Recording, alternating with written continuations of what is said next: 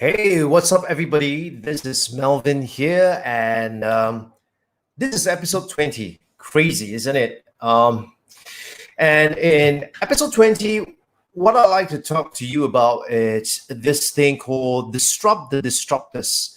Now, we all have heard about this term called disruptors, and we are, I think, very familiar with who are the disruptors. People like, Airbnb, people like, um, you know, Uber, for example. And of course, over here in Singapore, one of the disruptors that we are very familiar with that I love a lot, it's Grab. And over time, I think there are a lot of other disruptors that came along. But the idea of disruption, basically, it's to cause a huge amount of shaking up of the status quo in a field of industry, for example. So, for instance, if you look at the hospitality industry, they're pretty much sunk in with the idea of when you travel, you will stay in a hotel, for example, and that idea is actually so deeply entrenched in people that for some, thinking about staying in a stranger's home when you go overseas is unthinkable. However, in the case of Airbnb, that has really disrupted the way people travel and the way people live. And so, as a result, that has disrupted the hospitality industry to its max. Another industry that I can give you an example when we talk about disruption, it's the industry. Now, I'm very familiar with the tourism industry, and actually, the tourism industry is something that is very close to heart because my dad has been a tourist guide, a licensed tourist guide for almost, a good part, almost his entire adult life, and with that job itself, he single-handedly raised the family, put me through school. And so, if anything, I'm one of the beneficiary of that particular industry itself. However, even before the Airbnb thing came on board, the entire travel industry has been shaken up. And one of the key disruptor was actually the availability of the smartphone, because these days you could literally go around anywhere with a smartphone. You can map the places that you want to go, and if you are a little bit more conscientious, you can even look at what is the best route there and what are the pit stop that you want to make. And so, like, for example, when we were traveling during the 1 year itself, my wife was the one who plans all the road trip and everything. And so, you do not need someone who is a guide to kind of, bring you to certain places, with the exception, I would say, with the exception of certain places in some parts of the world. Like, for example, when we were in Florence, we wanted to hire a local licensed guide to bring us around because there was just so many things to see, and it's just not possible for you to read up on everything. And so you wanted someone to be there to kind of guide you, to tell you the stories, to give you the narrative, and to really allow you to immerse in that environment itself. And that's why you would probably want a local guide. But places like Singapore, because to get from one place to another, it is so efficient, it is so simple, and in a way, it is so streamlined as well. So, hence, as a result of that, the requirement of having a tourist guide, if anything, it's more of a luxury than a necessity, because for the big bulk of the people who travel here, they're here on vacation. And so, as a result of that, many of them would default to using whatever they can find on TripAdvisor. And the Singapore Tourism Board also has got a list of things that they could do, and so all that information, it's quite adequate. But of course, my dad, he was actually servicing a group of people who were the ultra high net worth. Some of them comes in their on their own private jets. And so with this group of people, they they are not the ones who would want to navigate on their own. They would rather pay someone who is an expert in that area and who is able to kind of bring them around. The idea is that I do not want any form of stress. I just want to pay you, make sure you do a good job, and that's it, right? So that is the industry that was highly disrupted. And of course, with COVID-19, the travel industry has been greatly disrupted because, first and foremost, the because of the virus, the international travel, at least for leisure, is just simply impossible. And if you travel to another different part of the world itself, you will have to be quarantined, and it just doesn't make sense, right? So, the international travel has definitely dropped. Now, one of the people who actually disrupted the entire travel industry was Airbnb, as you probably know. Like we are great fans of Airbnb. In fact, during our 1-year travel, 90% of the accommodations were booked via Airbnb, and so we were so familiar with the platform, and some of the hosts that we get to meet was really interesting because we saw there are a couple of hosts that we get to meet them, and we get to talk to them and better understand what is it that they do, how do they do it, so on and so forth. And so there were some hosts who actually run this as a full-time job. In other words, what they do is they actually buy properties, and many of them start off with the first property, right? The first property that they have, they rent it out via Airbnb, and then when they earn enough, they kind of jump to the next one. And so some of them even take out a mortgage on a second property to lease out on Airbnb. However, when the pandemic struck, the key thing that really took these people by surprise was the hosts, because they are not officially, partners of Airbnb itself. So in no way, shape, or form, they were being compensated by Airbnb. And on top of that, that's why the title of today's show is about Disrupt the Disruptors. And Airbnb is one of the key people who were disrupted because right now you can't travel, and obviously the demand for short-term stay has dropped tremendously, right? I mean, not just international travel, but travel within the country as well. That would have dropped tremendously, and so the company, of course, the company has a stockpile of cash, but the hosts, the people who basically think that they were building a business off the platform was stuck, and they actually have no form of redress whatsoever. So this is tantamount to or the analogy that you can draw to this really is, imagine if you build your entire business, or you rely entirely on a platform to bring you traffic. Example, you are on LinkedIn and you kind of depend on that particular platform to bring you traffic, to bring you leads. And that is the only way that you get leads. Now, what happens if LinkedIn decide to do something, right? So the story goes like this: because of the fact that Amazon has got all these third-party sellers, what they have done was basically, you probably have observed this on your own, right? Let me preface this a little bit. You probably have saw this on your own. You search for certain items, and now what you're saying is you're seeing all this Amazon basics popping up. So it's their own, house brand of the product itself. And have you wondered why is it that Amazon wanted to make those products? Obviously, they wanted to make those products and they wanted to be selling those products. It's because those products are selling well.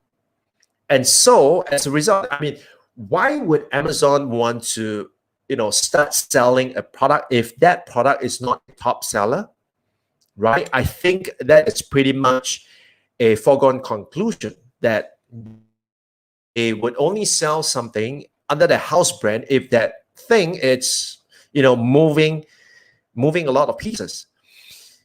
Now, what's going to happen is when you do a search for that product itself, let's say a HDMI cable, right? And you can move thousands of them every month, for example. What happens is now Amazon comes in with their Amazon Basics HDMI cable. Sure, there will be some people who choose to go for the branded ones, which cost like hundreds of dollars. But the rest of us who, do not care, or we do not understand enough about the technicality of a $20 cable and a $200 cable, I think many of us would just default to the $20 cable. And so what happened here is that Amazon came out with their Amazon Basics. And with the Amazon Basics itself, when you start to search for, let's say, HDMI cable, what's going to happen is Amazon Basics placement of the product is going to be over and above yours. So what that means is that, Amazon is going to unfairly insert their product above yours. And as a result of that, people are going to look at the product and they're going to say, I've come to trust Amazon. And, I think for an item like this, I think I can go with a generic house brand, edition. And so I would just pay, $20 for that HDMI cable. And over time, what happens is that, Amazon would just slowly cut you out as a third-party seller, right? Because, after a while, when it's no longer profitable for you to be in the market itself, you exit. And once you exit, Amazon then has the opportunity to decide to raise the price. So in economics, we call it predatory pricing. That means you see a profitable market, you enter the market, you sell it at a lower cost than everybody else, so as to drive everyone else out of business. And once everyone is out of business, you then raise your price to above super normal profits. And so that's predatory pricing. And of course, Amazon is doing it in such a way that it does make them figure. But the point is the following. Now, when you are playing the game on someone else's platform, you are at the mercy of that someone else.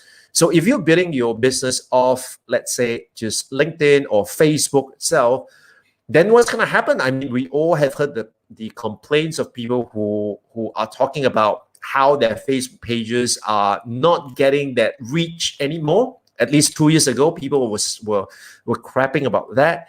And the only way that you could reach more people is to advertise. And so, even these days, advertisement or paid ads on Facebook has become more costly, and the cost per acquisition of each customer has gone up tremendously, right? And for some of them, even the cost of per lead has gone up tremendously. And sometimes, or many times, those leads do not even convert because they are not high quality leads. So the thing that I would like to share with you here is take note how Airbnb has taken a very quick respond to that, and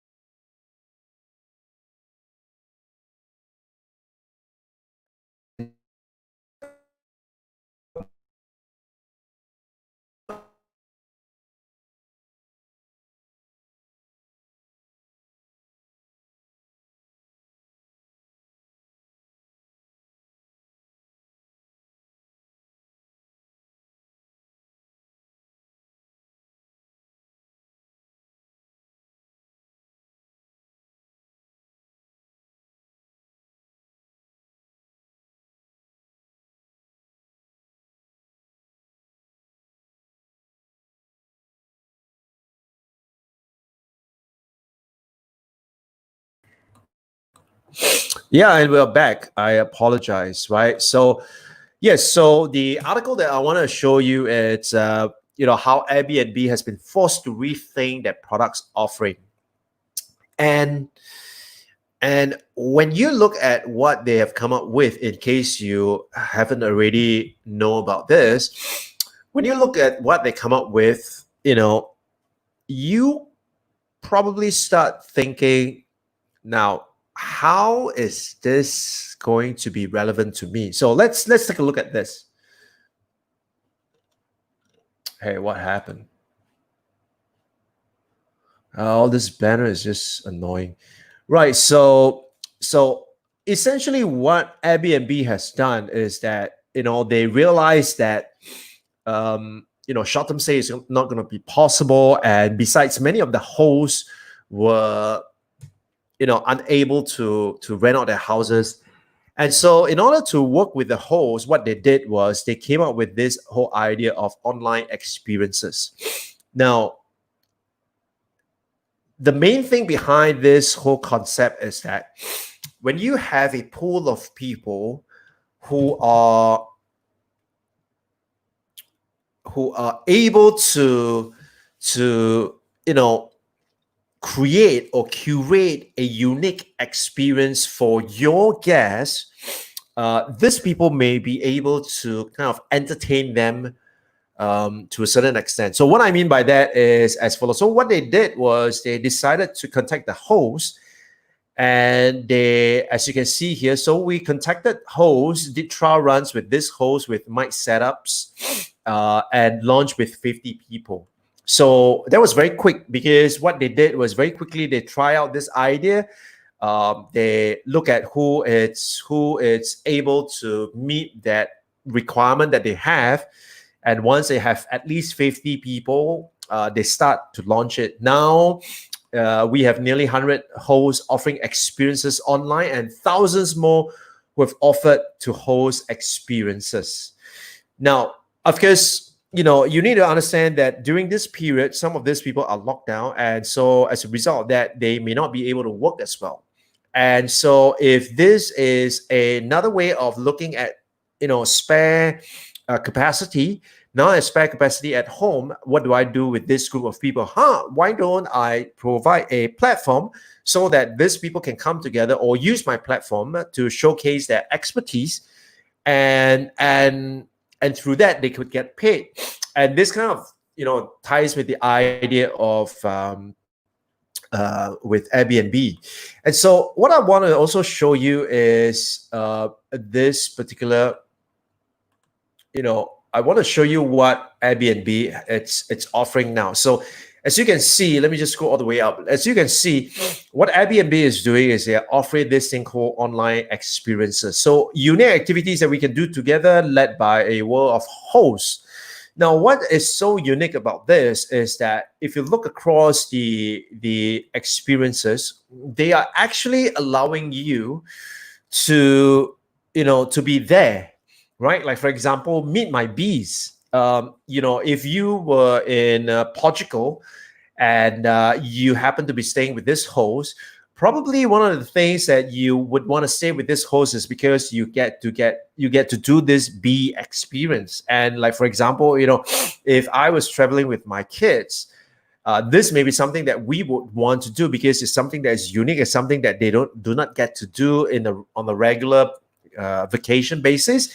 And so, I might want them to do something like this, but now, we are not able to travel, let alone do a bee experience. So the closest that we can do is to do a virtual experience itself. And so, this, I think, is a great idea. It's a great way to experience that.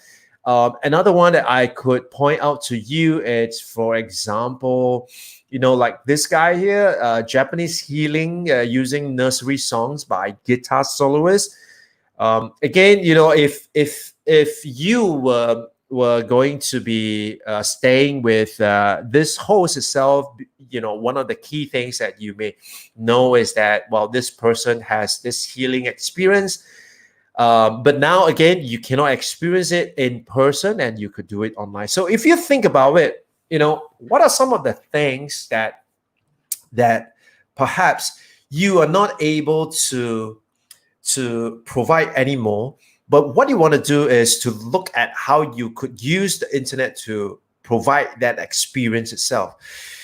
And so, in my space, I will not be talking about beekeeping and nursery rhymes, guitar solo, but in my space, what I will be focusing on, and that's why I'm doing this, is that I want to out-teach the competition. I want to teach you who is watching what you can do, right? Around 3 areas. The first area is, how to build a community. Now, I need to say this one more time. The following that you have on social media, it's not your community, because every time you put out content, it doesn't mean that your followers would enjoy it and your followers would engage with that. But the ones that regularly, genuinely engage with your content, those people are part of your community. People who would actually send you a message and ask you questions. Now, those people are part of your community. People who would consider buying your product just because you are the one who put that out. These people are your community. So, not to be confused with, even if you have tens of thousands of followers, that doesn't mean a thing, because this 10,000 followers could be real, right? But they could be following because they're seeing other people following, but they are not exactly, they do not exactly enjoy the content or want to engage with the content itself. So one part is, how do you build that community? And the other thing I like to add is that many times people think that building that community has to be something huge. You have to have a huge community, and that couldn't be further from the truth, right? You need to have a good enough size, but you definitely do not need a huge community, right? So one aspect is, I want to teach you how I built my community. The second aspect really is, once you have this community, what is it that you can do with them? And if you ask me, the best way I want to do is, I want to build my authority. I want to build my influence. And the only way that I could build my influence is to demonstrate what I know. And the best way to demonstrate what I know, essentially, it's about, teaching people, right? So I'm eating my own dog food here by saying that, you should teach, because that's the best way. And that's what I'm doing, right? So the second part is, how do you create? Now, when you teaching is one thing, but how do you create something that is able to give people that boost so that they would go, you want to be able to nudge them beyond that inertia. You want to get up and to get started. Right. And the way to do it is actually to create what I call a catalytic course. And then, of course, finally, the third part is that you want to be able to, what I might call, create a system that allows you to put out, to automate that entire process itself. So you need a system. And the only way to have that system right now is to leverage, in the past, if you want a system like that and you want to have a system to do the automated marketing, to host your online course, for example, that kind of system can come in really, really costly. But these days, and the other thing is that in the past, you probably need a developer to help you with that. But these days, you don't even need to know how to code. You do not even need to know how to, write a piece of code, and yet you are able to put out an automated system. And not just any system, but it's a flywheel, right? And so that's exactly what I'll be talking about in the webinar, and that's going to happen the day after tomorrow on Wednesday at 4 p.m. Singapore time. And I will be sharing with you, these 3 things that you need to build the community. Secondly, you need to teach them. And third, you need to have a flywheel. So these are three things that I will be sharing with you and how you could leverage, right? If you do not currently already have a following on social media like me on LinkedIn, if you do not already have a following, you do not have a community, I'm going to show you how you're going to be able to do that, right? And that's the webinar that that I'm hosting on Wednesday at 4 p.m. So once again, if you are, if that's something that you want to do, make sure you sign up for that webinar. Is there a catch? No, there is no catch. The only thing is that, like I say, I'm a consultant. People pay me to give them advice. And so I will make it an offer. If the offer makes sense to you, you're more than welcome to take advantage of the offer. But, if that's something that it's not relevant to you, that's cool as well, right? So come anyways for the webinar. Register, because once you register, you will be entitled to get a copy of the recorded webinar, and that will be parked in my learning management system. So if you want to find out, what am I doing in terms of building a community, in terms of how I'm able to create catalytic courses, as well as building the flywheel, come join me, and I will be more than glad to share with you, the lowdown and what you can do, and as well as the tools that you can build this with. All right, so that's it for today, and I look forward to seeing you on Wednesday on the webinar, and I'll speak to you on the next one. Bye-bye.